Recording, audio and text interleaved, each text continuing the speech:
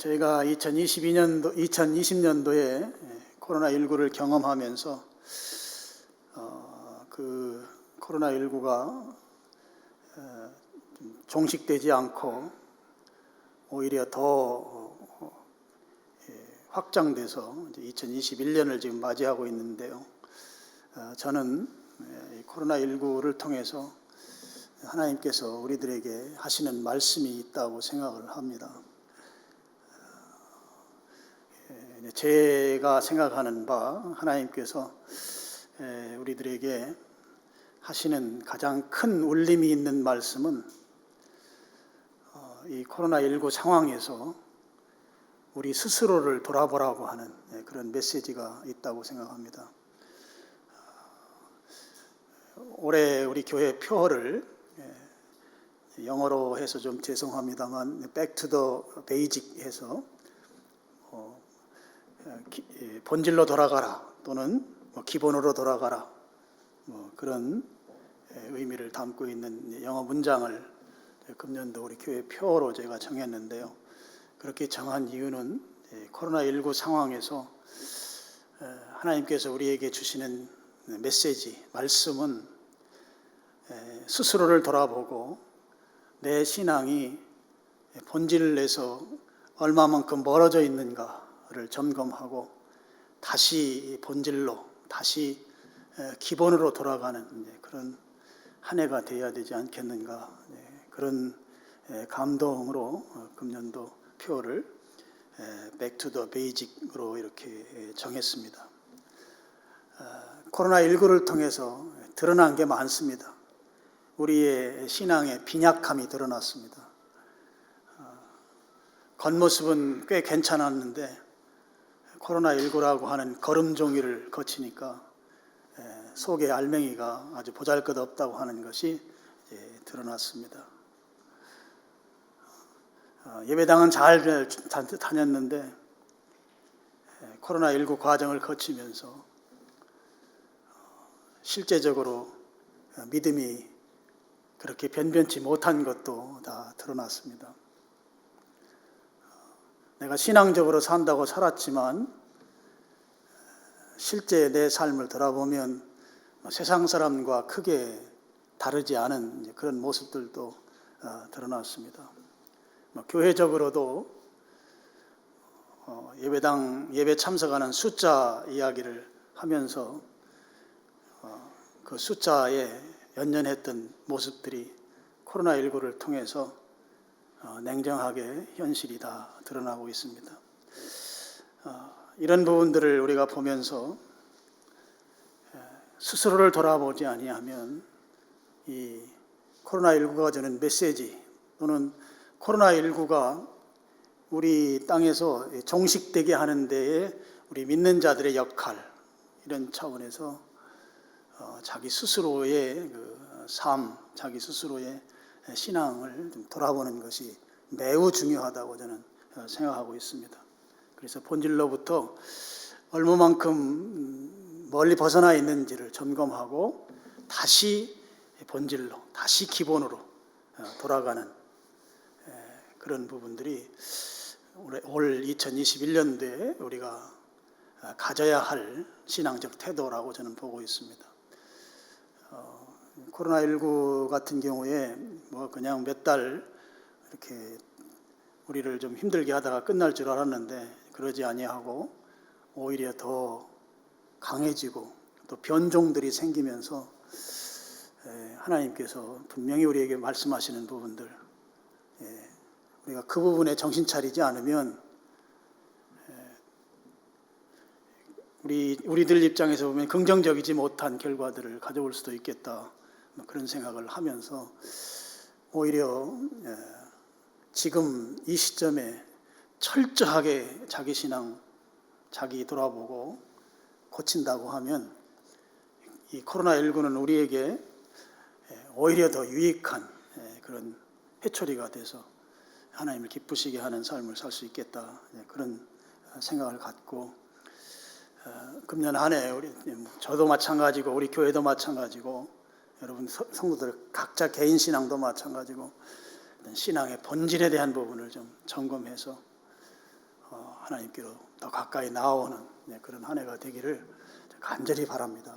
그런 차원에서 교회 표어를 저 앞에도 이렇게 붙여놨어요. 좀 여러분 예배당 오면 좀 생각할 수 있도록 이렇게 붙여놨습니다. 그래서 여러분이 올해 정신 바짝 차려서 본질을 좀 찾는 그런 한 해가 되어야 되겠다 하는 것입니다.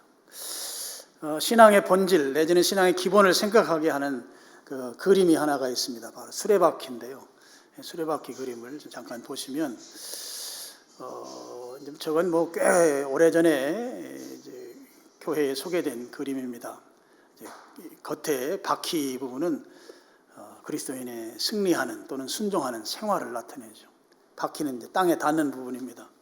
그리고 중심축이 있습니다. 중심축은 바로 예수 그리스도입니다. 그리고 네 개의 활이라고 하고 이렇게 바퀴와 연결되는 이렇게 십자가 크로스가 있죠. 수직 크로스가 있습니다. 수직으로 되어 있는 것은 기도와 말씀입니다. 하나님과의 관계성 속에서 반드시 필요한 우리 신앙의 아주 본질을 나타내는 것이죠. 그리고 좌우로 있는 것은 하나는 신자들과의 관계, 하나는 불신자와의 관계를 나타내는 두 개의 살이 있습니다. 하나는 이제 증거, 복음을 전하는 것이고 또 하나는 성도의 교제입니다. 그래서 이제 이 네 가지 중심축을 포함한 5가지죠. 기도, 말씀, 증거, 교제, 중심축인 예수 그리스도 5가지를 제가 1월달 한 주제씩 여러분들과 한번 나누려고 합니다. 오늘은 중심축인 예수 그리스도와 관련된 말씀을 좀 나누겠습니다. 여러분 그리스도인들이 본질을 회복한다 내지는 본질로 돌아간다고 했을 때 맨 먼저 확인하고 체크해야 할 부분은 예수님께서 내 삶의 온전한 주인이신가 하는 부분을 점검해 봐야 합니다. 예수님이 내 삶의 온전한 주인으로 모시고 있는가, 내가 그렇게 예수님을 주인 대우하고 있는가 하는 점을 점검해 봐야 한다고 하는 것이죠. 예수님을 주님 또는 주인으로 모신다고 하는 것은 성경에서 말씀하는 어떤 칭의적 관계, 법적 관계죠. 우리는 아버지와 자녀로서의 그 양자적 관계를 가지고 있습니다. 그런 어떤 선언적 관계에서뿐만 아니라 실제 삶에서, 실제 내 생활 속에서 예수님이 나의 주인이시냐 하는 것이죠. 예수님이 나의 실제 삶에서도 주님으로 예우되고 있는가, 주님으로 그렇게 모시고 있는가 하는 점이 중요하다 하는 것입니다. 여러분, 예수님이 나의 주인이다 그러면 나는 그분의 소유된 자입니다. 그분이 나를 소유한 일종의 소유된 하나의 인격, 고대의 로마 시대 같으면 소유된 존재, 소유된 소유물 이렇게 볼 수 있습니다. 주님께서 나를 소유하셔서 내가 주님이 마음대로 사용하실 수 있도록 그렇게 내 삶에서 주인 노릇을 주님이 하시는가 하는 것이죠. 신앙의 본질 회복에서 가장 중요한 핵심 문제입니다. 생활 속에서, 진짜 삶 속에서, 오늘을 살아가는 이 시점에서 예수님이 나에게 주님으로 예우되고 있는가, 주님으로 모셔지고 있는가 하는 것입니다. 여기에서부터 신앙 본질 찾기가 출발해야 하는 것이죠. 실제 우리의 삶을 냉정하게 돌아보면 사실 그게 잘 되지 않습니다. 왜 그런지는 우리가 다 잘 압니다. 여전히 우리는 이 강력한 죄성에 의해서 우리 마음대로 그렇게 살기 때문이죠. 그래서 어떤 영역에서는 하나님 주님이 결코 주인 노릇 할 수 없도록 우리가 아주 강력하게 펜스를 치고 이것은 내 마음대로 하겠습니다. 이 영역은 주님이 가까이 오시면 안 됩니다 하는 영역들이 우리들 각자에게 다 있는 것이죠. 주님이 우리의 삶의 온전한 주인으로 계실 수 없는 것이다 하는 것입니다. 우리들에게는 바리새인적 기질도 있습니다. 그리고 우리에게는 그때그때 달라지는 양다리 신앙적 기질도 있습니다. 또 우리는 신앙의 업다운이 심한 그런 그래프를 그리는 그런 신자의 삶을 살고 있기도 합니다.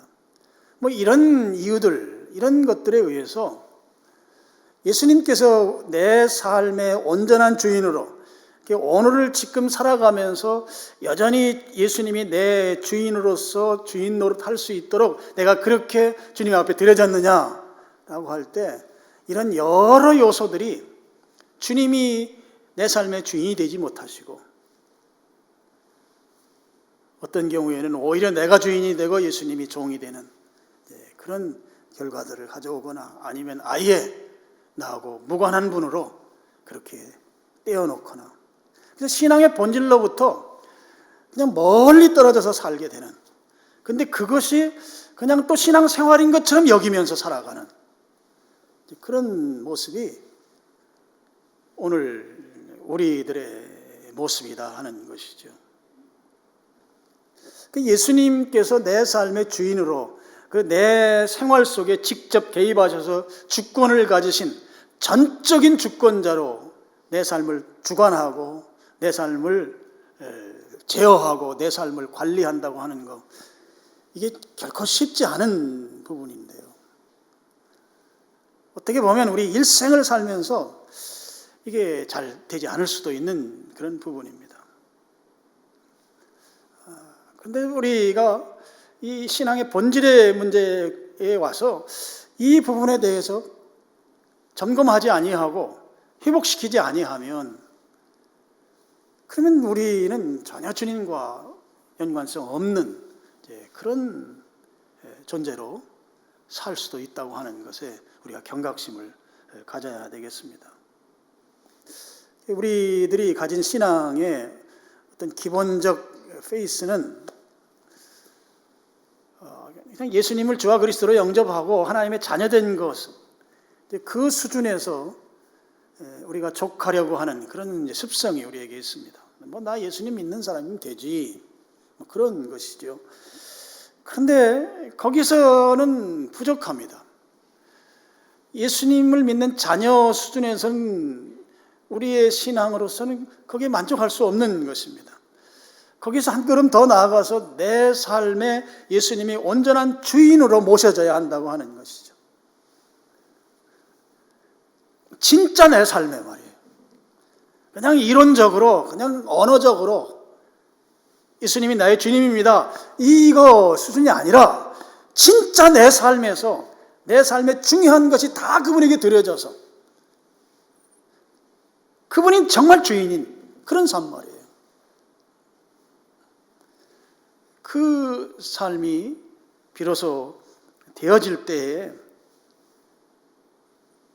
신앙의 본질에 대한 이야기를 할 수 있게 된다는 거예요. 그렇게 되려면 우리의 믿음, 우리의 신앙이 자라야 합니다. 성장해야 되는 것이죠. 저는 우리 신앙 성장을 좀 이렇게 4개의 그 어떤 단계로 좀 이렇게 생각을 하고 있습니다. 물론 단계라고 해서 딱딱 구분되는 건 아니지만 분별은 이제 가능한 그런 4단계가 있습니다. 첫 번째 단계는 신앙 입문 단계입니다. 지금까지 살아온 것은 어떤 세상의 가치 체계, 세상적인 논리를 따라서 살았다고 하면 예수님을 만난 이후에는 우리가 살아가는 인생의 방식이 세상의 가치 체계와 세상의 논리가 아닌 다른 가치 체계와 다른 방식도 있구나라고 하는 새로운 세계를 받아들이는 그 단계가 신앙 입문 단계입니다. 여러분, 우리가 예수님을 믿게 되면 우리의 인격이 근본적으로 변화를 일으키게 됩니다. 변화가 일어납니다. 무슨 말씀인가 하면 예수님께서 어떤 식으로든지 내 삶에 관여하기 시작한다고 하는 것입니다. 내가 예수님을 믿는 순간에 어떤 식으로든지 예수님은 내 삶에 관여하기 시작한다. 이것을 인격의 근본적 변화가 일어나기 시작한다. 이렇게 이제 바꿔서 말씀을 할 수가 있겠습니다. 신자가 된 이후에는 우리의 삶에 예수님이 개입하기 시작하고 내가 그렇게 간절히 사모하지 않더라도 내 삶 속에 예수님이 들어오셔서 이제 나는 새로운 관심이 이제 하나 생긴 것이죠. 그동안은 그냥 학교 다니고 취업해서 결혼하고 내 집 마련하고 자녀들 교육시키고 그렇게 일생을 사는 그런 패턴으로 살았다고 하면 예수님을 만난 이후에는 예수님이 내 주인이 되시려고 하는구나, 그분을 우리가 주님으로 부르는구나 하면서 온전하지는 않지만 예수님께서 내 삶에 관여를 하기 시작하고 나는 거기에 관심을 갖기 시작하는 단계, 이 단계가 신앙 입문 단계입니다. 두 번째 단계는 믿는 자들과 공동체를 이루는 단계입니다. 소속감을 갖게 만드는 단계입니다. 교회 가족으로서 결속되어지는 단계라고 볼 수 있습니다. 여러분, 예수님을 믿는 사람들은 독자 생존이 불가능합니다. 내가 그리스도인으로서 혼자 살아간다고 하는 것은 불가능합니다. 믿는 자들끼리 공동체를 이루어야 합니다. 그리고 그 속에서 결속 그리고 소속감을 가지고 공동체를 이루어서 살아가야 합니다. 왜 그런가 하면은요, 에베소서에 아주 잘 나타나 있는데요, 하나님께서 우리들을 사랑하셔서 이 땅에 예수님 보내시고 우리를 구원하시기로 작정하셨습니다. 하나님이 우리 인류를 구원할 계획을 세우셨는데 그 계획을 세우시고 예수님을 보내셨습니다. 그럼 이 계획을 세우시고 예수님을 보내신 것으로 끝내는 것이 아니고, 그럼 그 다음에 방법, 어떻게 하면 인류를 다 구원할 수 있을까? 인류 구원 계획을 세우시고 하나님께서 선택한 방법이 무엇인가 하면 교회라고 하는 방법을 통해서 인류 구원을 계획하시고 그 일을 이루셨다고 하는 것이죠. 에베소서의 주제입니다. 하나님이 세계 열방을 구원할 계획을 가지고 계신데 그 구원 방법이 무엇인가 하면 교회라고 하는 공동체를 만들고 교회라고 하는 공동체가 확장됨으로 인해서 인류를 구원하시겠다고 하는 그 하나님의 구원 방법이 바로 교회이다 하는 거예요. 그래서 하나님께서는 우리 믿는 그리스도인들을 교회 공동체를 이루게 하심으로 인해서 그 공동체를 이룬 것이 바로 하나님의 구원 계획을 성취하는 것입니다. 그래서 에베소서에서는 교회를 이루는 것을 하나님의 경륜이라고 말해요. 경륜. 하나님은 인류 구원을 어떤 다른 방법을 세우지 않고 교회라고 하는 믿는 자들의 공동체를 이루시고 그 공동체를 통해서 인류 구원 방법을 계획하시고 그 일을 실제적으로 성취해가고 계신 것이죠. 정치를 통해서 인류 구원하시는 게 아니에요. 세상에 잘난 아주 탁월한 과학자를 통해서 인류 구원을 하시려고 하나님 계획 안 세운 게 아니에요. 하나님의 인류 구원 계획은 오로지 믿는 자들의 공동체인 교회를 세우심으로 인해서 그 교회를 통해서 인류 구원 계획을 세우셨다는 거죠. 에베소서에 잘 나오고 있습니다. 그렇기 때문에 믿는 자들은 하나님께서 그냥 독불장군으로 홀로 살도록 그냥 내버려 둘 수가 없습니다. 그래서 믿는 자들은 독자 생존이 불가능한 것입니다. 믿는 자들은 믿는 자들끼리 모일 수밖에 없는 것이라는 것이죠. 하나님의 경륜을 이루기 위해서 세계 열방에 교회가 세워지고 교회들을 부흥시키고 교회를 확장시키고 그런 차원에서 교회는 인류 구원의 방주인 것이죠. 모든 그리스도인, 모든 신자는 교회 안에 있어야 합니다. 우리의 믿음이 성장한다고 했을 때 두 번째 단계가 이 믿는 자들과 결속되는 단계라고 했을 때 이 결속됨으로 인해서 유익이 있습니다. 우리 살아가는 세상은 예수님을 주님으로 고백하는 자들의 그 가치관과 다른 세상 가치관이죠. 그 속에서 살아가려면 여러 가지 큰 폭풍우와 풍랑이 있습니다.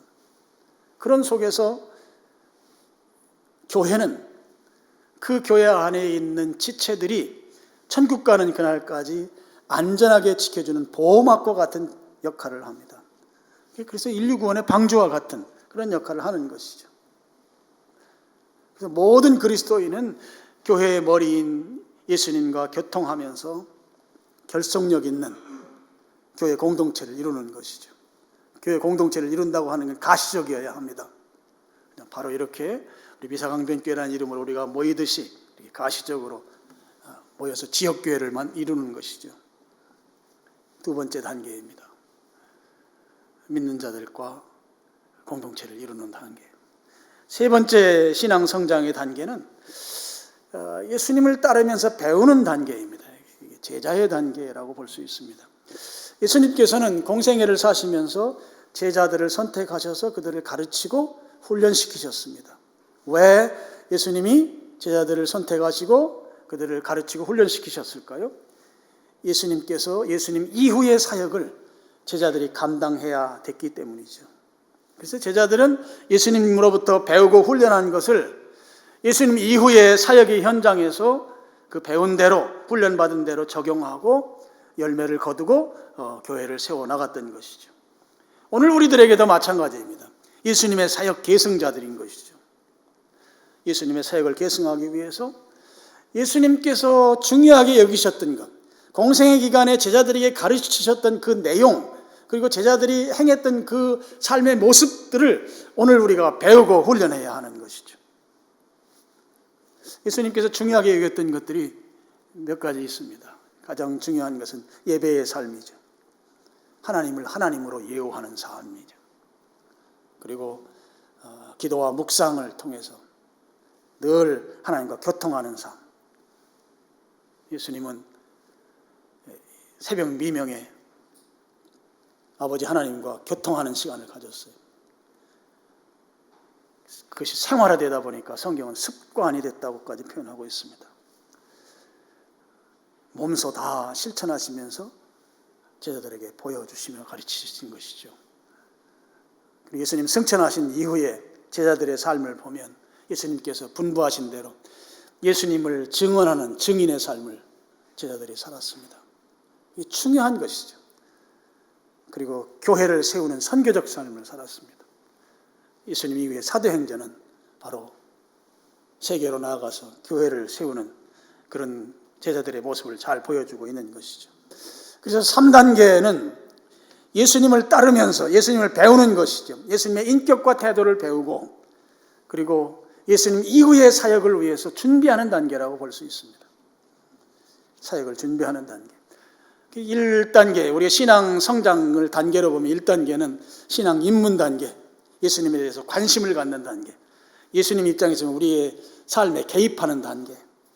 2단계는 믿는 자들이 서로 하나가 되는 공동체를 이루는 단계. 그래서 우리의 신앙적 삶을 보호받는 단계. 3단계는 예수님의 인격과 태도를 담고 사역을 준비하는 단계. 마지막 4단계는 예수님의 동역자 단계입니다. 예수님과 동역하는 사역을 하는 것이죠. 예수님께서 승천하시기 직전에 제자들에게 분부한 명령을 수행하는 단계라고 볼 수 있습니다. 예수님께서 승천하시기 직전에 제자들에게 말씀하셨던 명령은 마태복음 28장 19절 20절, 사도행전 1장 8절, 마가복음 16장 15절 이런 데 쭉 보면 크게 두 가지로 볼 수 있어요. 한 가지는 제자 삼는 일입니다. 제자 삼는 일을 바꿔서 말씀을 드리면 교회의 리더를 세우는 일입니다. 교회 공동체 리더를 세우는 일에 대해서 예수님이 분부하신 것이죠. 그리고 또 한 가지는 땅끝까지 가서 예수님의 증인이 되라고 하셨습니다. 이 증인되는 삶은 교회를 세우는 사역입니다. 두 가지 사역인 거죠. 교회의 지도자를 세우고 또 교회를 세우고. 교회가 세워지면 반드시 교회의 리더가 있을 때 비로소 교회가 세워질 수 있는 것이니까 이 두 가지 사역이 예수님께서 승천하시기 직전에 분부한 지상명령인 것이죠. 이 일이 우리 사도행전에 보면 성령님께서 강림하시고 성령님의 충만함을 받은 제자들에 의해서 다 이루어졌던 것을 볼 수 있습니다. 우리의 신앙은 성장해야 돼요. 자라가야 됩니다. 자라야만 예수님이 우리의 삶 속에서 비로소 주님으로 예우받고 주님으로 인정되고 나는 그분에게 순종하는 삶을 살 수 있게 된다고 하는 것이죠. 근데 그런 신앙의 성장을 이렇게 그룹핑을 해보니까 한 4단계로 이렇게 성장 과정을 나눌 수 있더라 하는 것이죠. 그래서 결국 최종 단계는 보니까 예수님의 동역자가 되는, 예수님께서 원하시는, 예수님이 분부하신 그 사역을 감당한다고 하는, 거기까지 가야 된다고 하는 것이죠. 그러니까 예수님께서 오늘 내 주님이라고 했을 때 정말 주님이 원하시는 그 일에 내가 순종하는 그 자리까지 나아가야 된다고 하는 것을 말씀한다고 볼 수 있겠습니다. 자, 그러면 어떻게 하면 내가 내 삶 속에 예수님이 주님으로 온전히 인정되는 삶을 내가 살 수 있겠는가? 어떻게 하면 예수님께서 내 삶의 주인으로 계실 수 있겠는가? 오늘 본문에 4가지를 소개하고 있는데요. 첫 번째는 6절 상반절입니다. 그러므로 너희가 그리스도 예수를 주로 받았으니 그랬습니다. 예수님이 나의 주님이라고 하는 사실을 인정하고 받아들여야 된다고 하는 것이죠. 당연한 말씀입니다. 근데 여기에 중요한 포인트가 하나가 있어요. 예수님이 바로 나의 주님이라고 하는 그 말씀의 의미는 나는 그분의 종이라고 하는 사실을 인정해야 된다는 것이죠. 예수님이 주님이시면 나는 종입니다. 주인할 때의 주님 되심은 로드십이죠. 종으로서의 종의 도는 서번트십이에요. 그래서 이 주인과 종의 관계성 속에서 예수님이 주님이십니다 라고 그렇게 고백할 때에는 저는 예수님의 종입니다, 예수님의 노예입니다 라고 하는 그 인정이 이 속에 담겨 있어야 된다고 하는 것이죠. 예수님의 종으로서, 예수님께서 예수님의 종이기 때문에 나는 예수님께서 나를 마음대로 예수님이 쓰실 수 있는 것이죠. 그런 존재로 내가 고백하는 것이죠. 예수님이 어떻게 사용하시든지 나는 거기에 토를 달 수 없는 존재예요. 종이라고 하는 존재, 노예라고 하는 존재는 예수님이 쓰시겠다고 하면 그렇게 하시죠. 이 말 외에는 다른 말을 달 수 없는 자가 종인 것입니다. 그래서 여러분, 우리는 예수님께서 마음껏 쓰실 수 있도록 우리는 준비해야 하는 것이죠. 잠깐만 계시죠. 저 5년만 좀 참아주시죠. 5년 후에 내가 주님 마음껏 쓰도록 그때 가서 순종하겠습니다. 이런 건 없다 하는 것이에요. 2년만 참으십시오. 2년 후면 내가 내 집 마련하니까 내 집 마련한 후에 내가 순종하겠습니다. 이런 건 없다는 것이에요. 종은 주님이 소유하고 있는 소유권자가 주님이시라는 거예요. 주님 마음대로 할 수 있는 존재가 바로 나인 것이죠. 주님께서 마음대로 하시도록, 주님이 쓰시는데 마음껏 쓰실 수 있도록, 여기에 어떤 토도 다를 수가 없는 거예요. 그게 바로 예수님이 주님이라고 하는 사실을 인정하는 자의 태도인 것이죠. 그래서 예수님이 주님으로 온전히 인정되는 삶을 사는 첫 번째는 종으로서 주인이 원하는 대로 살고자 하는 그 태도와 자세를 갖는 것입니다. 두 번째로 예수님이 주님 되시는 삶을 살고자 할 때 두 번째는 6절 하반절입니다. 그 안에서 행하되라고 하는 표현이죠. 예수님 안에서 행해야 한다는 거예요. 예수님 안에서 활동해야 된다 하는 거예요. 이 말은 한마디로 말하면 제가 오늘 모두에 말씀드린 대로 본질로 돌아가는 것입니다. 신앙의 기본으로 돌아가는 것입니다. 아까 수레바퀴 예화에서 보듯이 하나님과 나와의 관계에서 본질은 말씀과 기도입니다. 말씀과 기도의 삶을 사는 것이죠. 여러분 한번 내 생활을 한번 이렇게 돌아보세요. 일주일, 한 주간을 돌아보시고 한 주간 속에서 내가 성경 말씀과 기도의 시간은 몇 퍼센트나 되는가 한번 보세요. 초라하기 그지없습니다. 신앙의 본질로 돌아가야 된다고 했을 때 이 말씀과 기도의 삶을 살아야 되는데 말씀과 기도의 삶과는 전혀 무관한 삶을 한 주간 동안 내내 살고 있단 말이에요. 이게 오늘 우리의 현실이에요.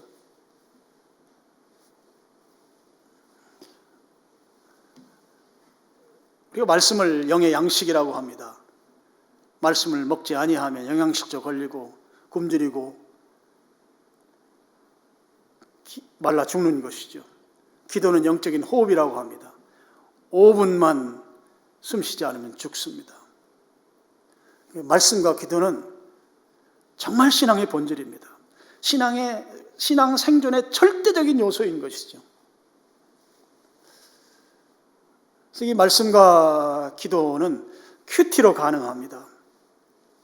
큐티하게 되면 하나님의 말씀을 들을 수가 있습니다. 말씀에 순종할 수 있게 되는 것이죠. 그래서 여러분, 우리가 살아가면서 하나님께서 주시는 말씀을 들으면서 살아야 돼요. 그 말씀을 듣고 종인이 그 말씀대로 순종하면서 살아가야 돼요. 이게 신앙의 본질이에요. 근데 이런 부분들이 되어지지 않고 있는 내 모습이 그렇다고 하면 이걸 빨리 고쳐야 되는 것이에요. 내 생활 속에서 예수님이 주님으로 인정받으셔야 돼요. 이걸 로드십이라고 그래요. 주님의 주님 되심이 내 삶을 통해서 입증되는 삶을 사는 것이죠. 주님의 주권이 내 삶 속에서 내 언어 가운데 입증되는 삶을 살아야 되는 것이다 말이죠. 그래서 두 번째, 예수님이 우리의 주님이 되시는 것은 신앙의 본질로 돌아가는 것이다. 예수님 안에서 행하는 것이다 하는 것입니다. 그 다음에 세 번째는 7절입니다. 7절 상반절. 그 안에, 예수님 안에 뿌리를 박으며 세움을 받아, 이렇게 되어 있습니다. 뿌리를 박는다고 하는 말은 이 건축 용어입니다. 기초를 튼튼히 한다는 말이고, 세움을 받는다는 말은 집을 짓는다는 말이에요. 헬란 말의 그 원 의미가 그렇습니다. 그러면 세 번째는 예수님이 주님으로 인정되는 삶을 살려고 하면 에베소 2장에 보면 교회를 건축하는 데 비유를 해서 설명하는 부분이 있습니다. 그렇다고 하면 바로 예수님이 주님으로 인정받는 삶을 살기 위해서는 예수님께 기초를 단단히 둔 교회 공동체를 이루라고 하는 것이죠. 그러니까 예수님이 주님으로 인정받는 삶을 살려고 하면 내가 교회 공동체 속에 소속되어야 된다고 하는 것입니다. 교회 공동체가 되게 되면 어떤 일이 이루어지게 되는가 하면 서로 협력하는, 서로 협동하는 삶을 통해서 예수님이 주님으로 삶 속에서 인정받게 되는 것이죠. 그 믿는 자들과 함께 하기 때문에 내 삶이 예수님이 주님으로 인정받는 삶과 거리가 멀어지면 다른 지체에 의해서 예수님이 주님으로 인정받는 삶 쪽으로 가까이 이끌림을 받을 수 있는 그런 유익이 있다고 하는 것입니다. 내가 넘어지면 일으켜줄 지체가 있는 것이죠. 그리고 예수님을 주님으로 사는 삶에 대해서 더 모범적인 삶을 보여주는 그 사람을 본받아서 내가 살아갈 수 있게 되는 것이죠. 그래서 교회 공동체를 이루는 것을 통해서 실제 삶에서 예수님이 주님으로 인정되는 삶을 살 수 있게 된다고 하는 것이죠. 그 다음에 마지막 네 번째는 교훈을 받은 대로 믿음에 굳게 서서 감사함을 넘치게 하라 그랬습니다. 이 교훈은 성경의 그 가르침이죠. 성경의 가르침을 받아서 믿음을 굳게 하여야 한다고 하는 것이죠. 성경의 가르침대로 믿음을 굳게 한다고 하는 것은 신앙을 훈련하는 신앙 훈련에 대한 부분입니다. 그래서 잘못된 가르침들, 2장 8절, 9절 이쪽에 보면 잘못된 가르침들에 대한 이야기가 나오거든요. 잘못된 가르침들에 의해서 흔들리지 않는 신앙, 이 신앙을 유지하고 그 신앙이 더욱더 견고하게 되는 것에 대한 말씀이 바로 교훈을 받은 대로 믿음에 굳게 서라고 하는 말씀입니다.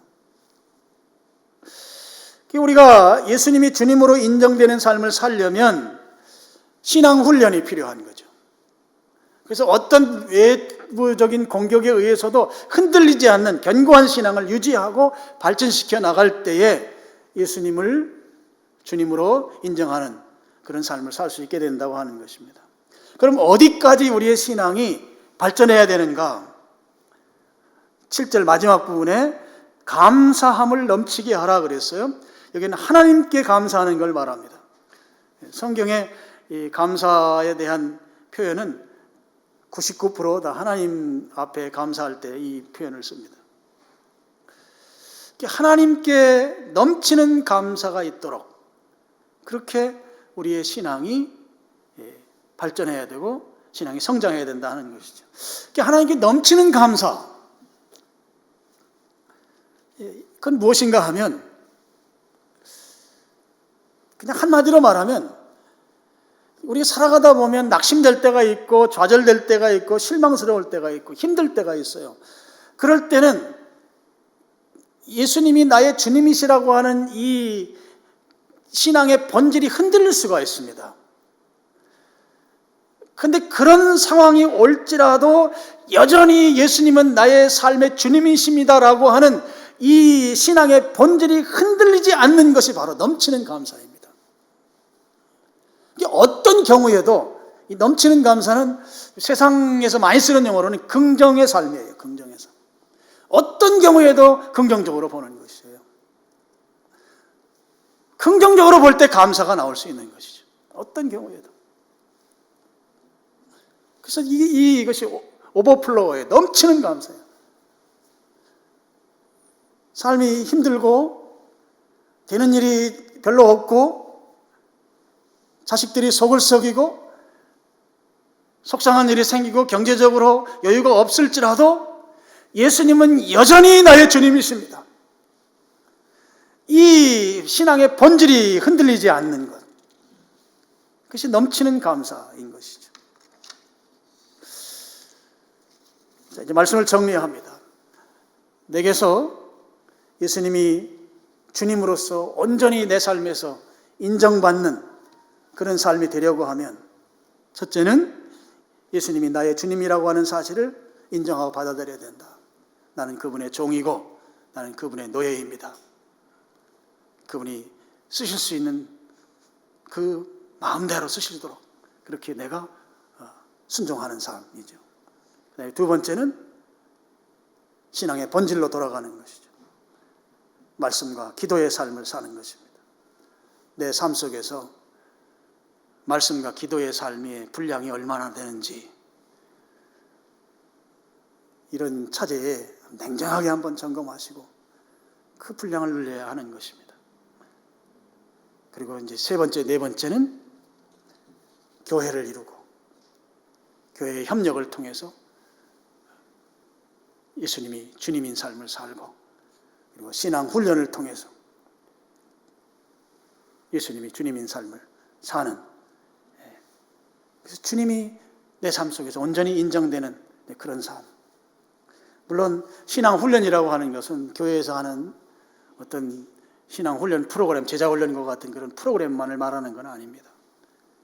내가 살아가면서 어떤 시련 가운데에서 내가 더 신앙적으로 순수한 신앙을 회복할 수도 있고, 지금같이 코로나 이 상황에서 말씀 앞으로 돌아오는 것들, 이런 것들 다 훈련인 것이죠. 그래서 여러분, 2021년도에 우리는 신앙의 본질 문제를 좀 생각하고, 특히 자기 자신을 돌아보고, 내가 신앙의 본질을 위해서 얼마만큼 멀리 나와 있는지 확인하고 다시 돌아가는 것이죠. 돌아가는 것의 가장 핵심이 바로 예수 그리스도가 나의 주님이 되시는 것입니다.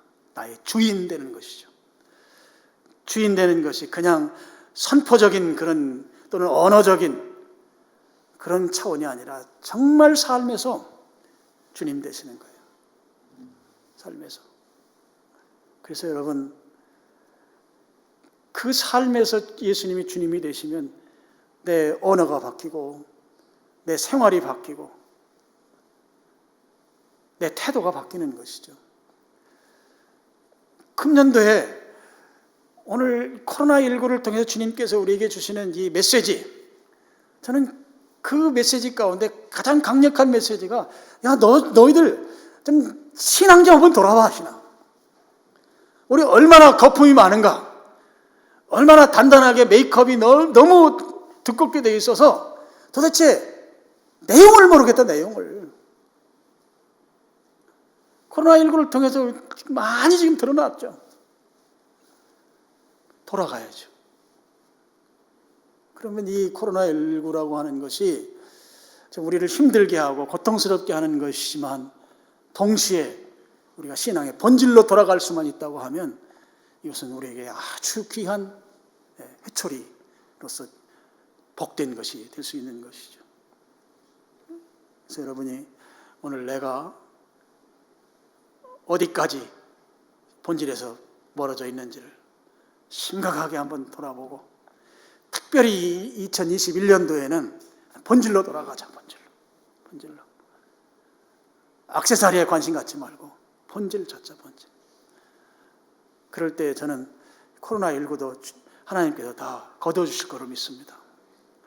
오늘 우리에게 주시는 메시지가 너무 큰 것이 코로나19라고 저는 생각하고, 그래서 본질, 신앙의 기본, 오늘 우리에게 코로나19를 통해서 말씀하시는 주님의 음성을 여러분이 들으시고 본질로 돌아가는 여러분들 될 수 있기를 주님의 이름으로 축원합니다. 아버지 하나님, 저희들에게 2021년도를 허락해 주시고